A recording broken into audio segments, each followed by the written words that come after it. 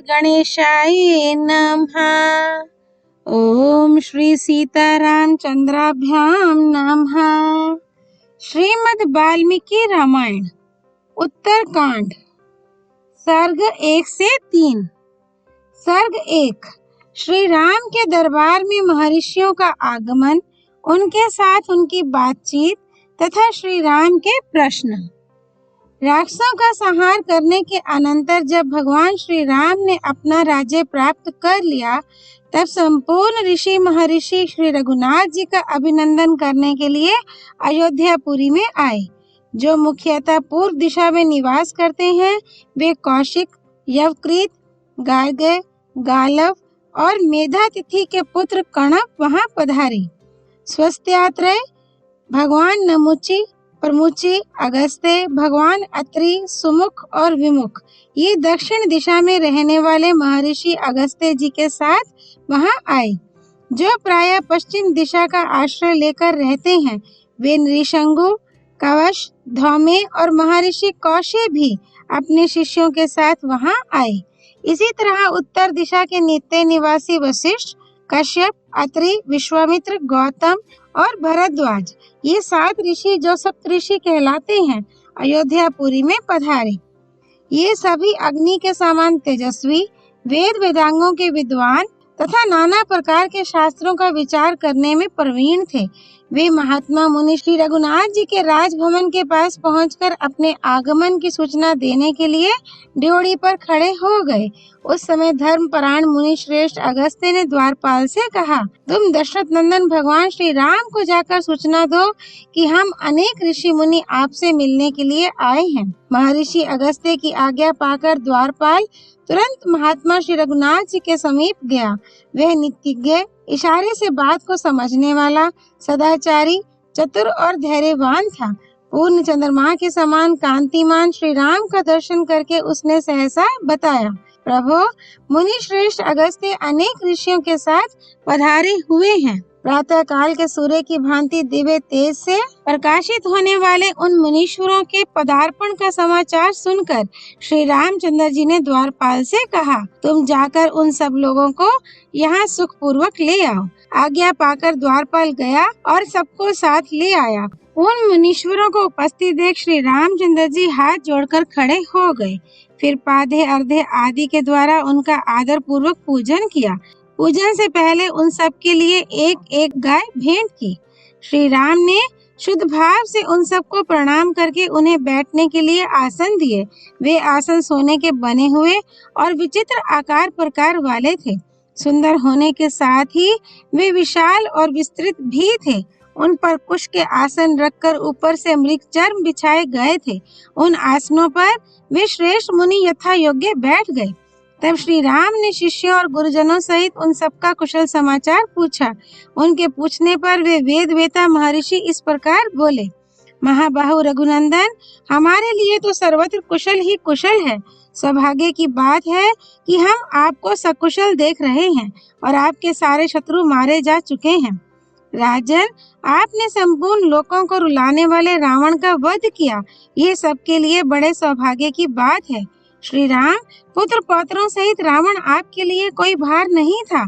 आप धनुष लेकर खड़े हो जाएं तो तीनों लोकों पर विजय पा सकते हैं, इसमें संशय नहीं है। रघुनंदन राम, आपने राक्षस राज रावण का वध कर दिया और सीता के साथ आप विजयी वीरों को आज हम सकुशल देख रहे हैं। ये कितने आनंद की बात है। धर्मात्मा नरेश, आपके भाई लक्ष्मण सदा आपके हित में लगे रहने वाले हैं। आप इनके, भरत शत्रुघ्न के तथा माताओं के साथ अब यहाँ सानंद विराज रहे हैं और इस रूप में हमें आपका दर्शन हो रहा है। यह हमारा अहोभाग्य है। प्रहस्त, विकट, विरूपाक्ष, महोदर तथा दुर्धर्ष, अकंपन जैसे निशाचर आप लोगों के हाथ से मारे गए। यह बड़े आनंद की बात है। श्री राम, शरीर की ऊंचाई और स्थूलता में जिससे बढ़कर दूसरा कोई है ही नहीं, उस कुंभकर्ण को भी आपने सम्रांगण में मार गिराया। ये हमारे लिए परम सौभाग्य की बात है। श्री राम, त्रिशिरा, अतिकाय, देवांतक तथा नरांतक, ये महाप्रकर्मी निशाचर भी हमारे सौभाग्य से ही आपके हाथों मारे गए। रघुवीर, जो देखने में भी बड़े भयंकर थे, वे कुंभकर्ण के दोनों पुत्र कुंभ और निकुंभ नामक राक्षस भी भाग्यवश युद्ध में मारे गए। परले काल के संहारकारी यमराज की भांति भयानक युद्धोन्मत्त और मत भी काल के गाल में चले गए। बलवान यज्ञकोप और धूम्राक्ष नामक राक्षस भी यमलोक के अतिथि हो गए। ये समस्त निशाचर अस्त्र शस्त्रों के पारंगत विद्वान थे। इन्होंने जगत में भयंकर संहार मचा रखा था, परंतु आपने अंतक तुल्य बाणों द्वारा इन सबको मौत के घाट उतार दिया। ये कितने हर्ष की बात है। राक्षस राज रावण देवताओं के लिए भी अवध्य था। उसके साथ आप द्वंद्व युद्ध में उतर आए और विजय भी आपको ही मिली। ये बड़े सौभाग्य की बात है। युद्ध में आपके द्वारा जो रावण का पराभव संहार हुआ, वह कोई बड़ी बात नहीं है, परंतु द्वंद्व युद्ध में लक्ष्मण के द्वारा जो रावण पुत्र इंद्रजित का वध हुआ है, वही सबसे बढ़कर आश्चर्य की बात है। महाबाहु वीर, काल के समान आक्रमण करने वाले उस देवद्रोही राक्षस के नागपाश से मुक्त होकर आपने विजय प्राप्त की। ये महान सौभाग्य की बात है। इंद्रजित के वध का समाचार सुनकर हम सब लोग बहुत प्रसन्न हुए हैं और इसके लिए आपका अभिनंदन करते हैं। वह महामायावी राक्षस युद्ध में सभी प्राणियों के लिए अवध्य था। वह इंद्रजित भी मारा गया। ये सुनकर हमें अधिक आश्चर्य हुआ है। रघुकुल की वृद्धि करने वाले श्री राम, ये तथा और भी बहुत से इच्छानुसार रूप धारण करने वाले वीर राक्षस आपके द्वारा मारे गए। ये बड़े आनंद की बात है। वीर काकुस्कुल भूषण शत्रुसूदन श्री राम, आप संसार को यह परम पुण्य में सौम्य अभेदान देकर अपनी विजय के कारण बधाई के पात्र हो गए हैं, निरंतर बढ़ रहे हैं। ये कितने हर्ष की बात है। उन पवित्र आत्मा मुनियों की वह बात सुनकर श्री रामचंद्र जी को बड़ा आश्चर्य हुआ। वे हाथ जोड़कर पूछने लगे, पूज्य पाद महर्षियों, निशाचर रावण तथा कुंभकर्ण दोनों ही महान बल पराक्रम से संपन्न थे। उन दोनों को लांघकर आप रावण पुत्र इंद्रजित की ही प्रशंसा क्यों करते हैं? महोदर, प्रहस्त, विरूपाक्ष, मत, उन्मत्त तथा दुर्धर्ष वीर देवांतक और नरांतक, इन महान वीरों का उल्लंघन करके आप लोग रावण कुमार इंद्रजित की ही प्रशंसा क्यों कर रहे हैं? अतिकाय, त्रिशिरा तथा निशाचर धूम्राक्ष, इन महापराक्रमी वीरों का अतिक्रमण करके आप रावण पुत्र इंद्रजित की ही प्रशंसा क्यों करते हैं? उसका प्रभाव कैसा था? उसमें कौन सा बल और पराक्रम था? अथवा किस कारण से यह रावण से भी बढ़कर सिद्ध होता है? यदि यह मेरे सुनने योग्य हो, गोपनीय ना हो, तो मैं इसे सुनना चाहता हूँ। आप लोग बताने की कृपा करें। यह मेरा विनम्र अनुरोध है। मैं आप लोगों को आज्ञा नहीं दे रहा हूँ। उस रावण पुत्र ने इंद्र को भी किस तरह जीत लिया, कैसे वरदान प्राप्त किया, पुत्र किस प्रकार महाबलवान हो गया और उसका पिता रावण क्यों वैसा बलवान नहीं हुआ? मुनीश्वर, वह राक्षस इंद्रजित महासमर में किस तरह पिता से भी अधिक शक्तिशाली एवं इंद्र पर भी विजय पाने वाला हो गया तथा किस तरह उसने बहुत से वर प्राप्त कर लिए, इन सब बातों को मैं जानना चाहता हूँ, इसलिए बारंबार पूछता हूँ। आज आप ये सारी बातें मुझे बताइए। श्री वाल्मीकि निर्मित आर्ष रामायण आदि काव्य के उत्तर कांड में पहला सर्ग पूरा हुआ। सर्ग 2 महर्षि अगस्त्य के द्वारा पुलस्त्य के गुण और तपस्या का वर्णन तथा उनसे विश्रवा मुनि की उत्पत्ति का कथन। महात्मा रघुनाथ जी का वह प्रश्न सुनकर महातेजस्वी कुंभ योनि अगस्त्य ने उनसे इस प्रकार कहा, श्री राम, इंद्रजित के महान बल और तेज के उद्देश्य से जो वृत्तांत घटित हुआ है, उसे बताता हूँ, सुनो। जिस बल के कारण वह तो शत्रुओं को मार गिराता था, परंतु स्वयं किसी शत्रु के हाथ से मारा नहीं जाता था, उसका परिचय दे रहा हूँ। रघुनंदन, इस प्रस्तुत विषय का वर्णन करने के लिए मैं पहले आपको रावण के कुल, जन्म तथा वरदान प्राप्ति आदि का प्रसंग सुनाता हूँ। श्री राम, प्राचीन काल सत्य युग की बात है। प्रजापति ब्रह्मा जी के एक प्रभावशाली पुत्र हुए, जो ब्रह्म ऋषि पुलस्त्य के नाम से प्रसिद्ध हैं। वे साक्षात ब्रह्मा जी के समान ही तेजस्वी हैं। उनके गुण, धर्म और शील का पूरा वर्णन नहीं किया जा सकता।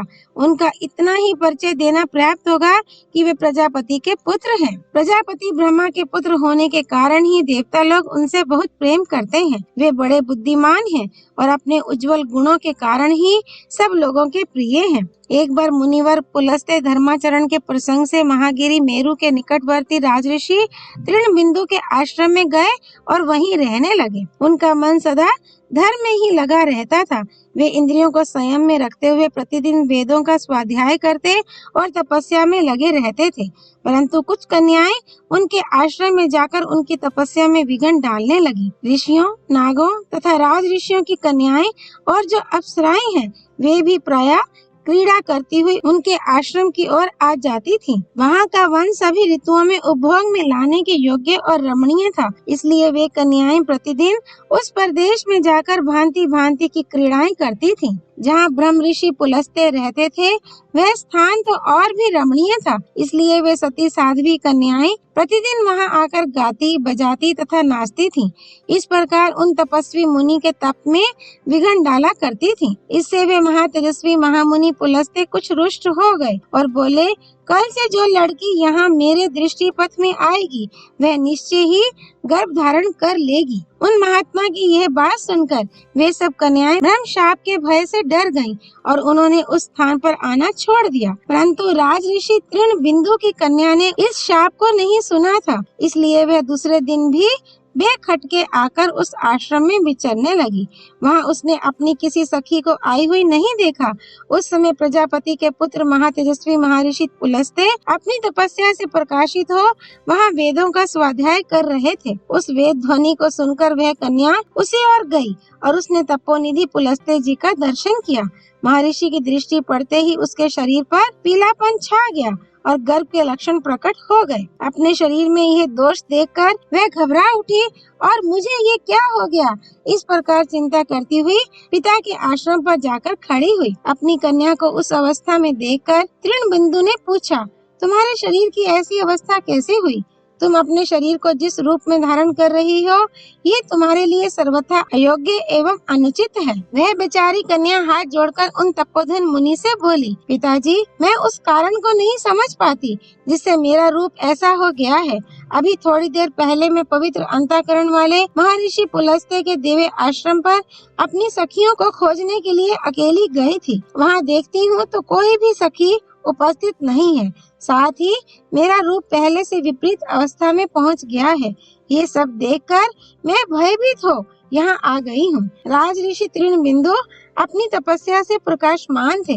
उन्होंने ध्यान लगाकर देखा तो ज्ञात हुआ कि ये सब कुछ महर्षि पुलस्त्य के ही करने से हुआ है। उन पवित्र आत्मा महर्षि के उस शाप को जानकर वे अपनी पुत्री को साथ लिए पुलस्त्य जी के पास गए और इस प्रकार बोले, भगवान, मेरी यह कन्या अपने गुणों से ही विभूषित है। महर्षि, आप इसे स्वयं प्राप्त हुई भिक्षा के रूप में ग्रहण कर लें। आप तपस्या में लगे रहने के कारण थक जाते होंगे, अतः ये सदा साथ रहकर आपकी सेवा शुश्रूषा किया करेगी, इसमें संशय नहीं है।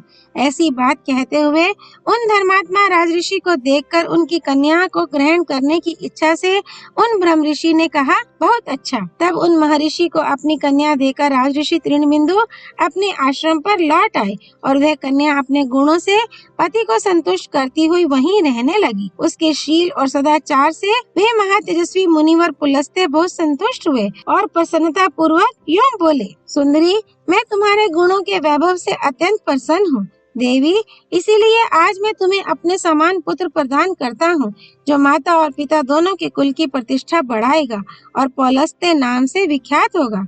देवी, मैं यहाँ वेद का स्वाध्याय कर रहा था, उस समय तुमने आकर उसका विशेष रूप से श्रवण किया, इसलिए तुम्हारा वह पुत्र विश्रवा या विश्रवण कहलाएगा, इसमें संशय नहीं है। पति के प्रसन्नचित होकर ऐसी बात कहने पर उस देवी ने बड़े हर्ष के साथ थोड़े ही समय में विश्रवा नामक पुत्र को जन्म दिया, जो यश और धर्म से संपन्न होकर तीनों लोकों में विख्यात हुआ। विश्रवा मुनि वेद के विद्वान, समदर्शी, व्रत और आचार का पालन करने वाले तथा पिता के समान ही तपस्वी हुए। श्री वाल्मीकि निर्मित आर्ष रामायण आदि काव्य के उत्तर कांड में दूसरा सर्ग पूरा हुआ। सर्ग 3। विश्रवा से वैश्रवण, कुबेर की उत्पत्ति, उनकी तपस्या, वर प्राप्ति तथा लंका में निवास। पुलस्त्य के पुत्र मुनिवर विश्रवा थोड़े ही समय में पिता की भांति तपस्या में संलग्न हो गए। वे सत्यवादी, शीलवान, जितेंद्रिय, स्वाध्याय परायण बाहर भीतर से पवित्र, संपूर्ण भोगों में अनासक्त तथा सदा ही धर्म में तत्पर रहने वाले थे।